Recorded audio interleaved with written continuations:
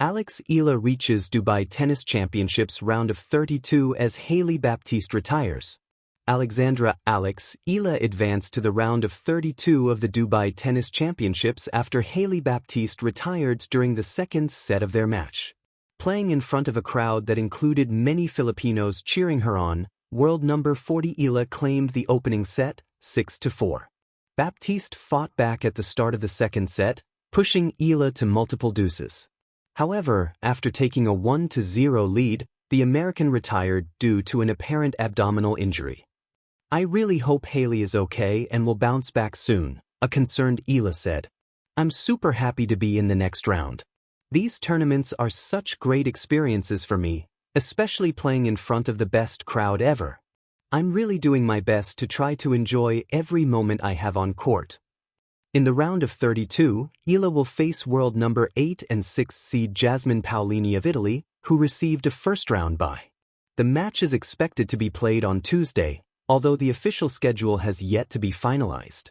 Under the white blaze of the desert sun and the mirrored shimmer of glass towers, a young Filipina stood poised on the blue hardcourt of the Dubai Tennis Championships. The air carried that peculiar stillness that only elite tournaments possess, a hush stitched together by expectation, ambition, and the faint echo of tennis balls cracking against strings. On this stage of global sport, Eala stepped forward into another chapter of her rising journey. Across the net stood Hailey Bapt, a competitor known for her power and athleticism. It promised to be a contest of youth and hunger, two athletes chasing not only ranking points but the deeper validation that comes with surviving the tour's relentless grind. The round of 32 beckoned, a gateway, not yet glory, but undeniably progress. A stage framed by glass and grit. Dubai is a city that understands spectacle. Its skyline glitters like a crown set against the Persian Gulf, and its sporting calendar mirrors that brilliance. The Dubai Tennis Championships has long attracted some of the biggest names in the game, transforming the desert into a meeting place of styles and stories. To walk onto those courts is to join a lineage of champions and dreamers. For Eala, still early in her professional career yet already carrying the hopes of a tennis-hungry nation, the walk felt both surreal and grounding.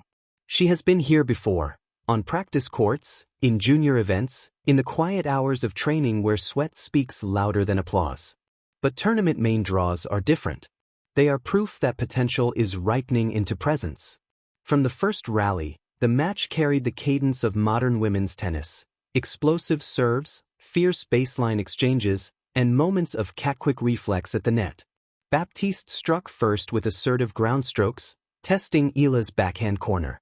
The Filipina responded with composure, redirecting pace, sliding into position, crafting angles that seemed to sketch geometry onto the court. Momentum and the unpredictable turn. Sport, however, is rarely linear. It bends and twists like the arc of a topspin forehand. Midway through the contest, a shadow of discomfort began to cross Bapt's movements. What had been explosive became tentative, what had been fluid grew restrained. A medical timeout followed, one of those suspended moments when the crowd leans forward, unsure whether to clap or remain respectfully silent. Eala waited at her chair, sipping water, eyes steady. In such pauses, athletes wrestle with two emotions, empathy and opportunity. Tennis is solitary. There is no substitute to tag in, no clock to run out the drama. When an opponent struggles physically, the competitor's heart must reconcile compassion with focus. Bapt returned to the baseline, but the spark that defined her earlier play flickered. Points shortened. Rallies ended abruptly.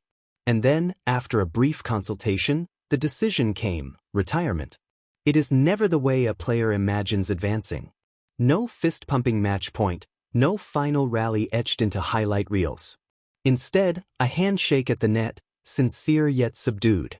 The scoreboard freezes in an unfinished sentence. Victory in silence. For Eala, the advancement to the round of 32 arrived wrapped in mixed emotion. There was no roar of conquest, yet there was undeniable progress. She had navigated the early exchanges with tactical clarity. She had absorbed pressure and demonstrated resilience. And though the ending came unexpectedly, her place in the next round was earned through readiness. In post-match reflections, one might imagine her words carrying humility, wishing Baptiste a swift recovery, acknowledging the unpredictable nature of competition. Professional tennis demands such grace. Injuries are uninvited guests that visit every locker room eventually. Yet beneath the courtesy lies something powerful: momentum.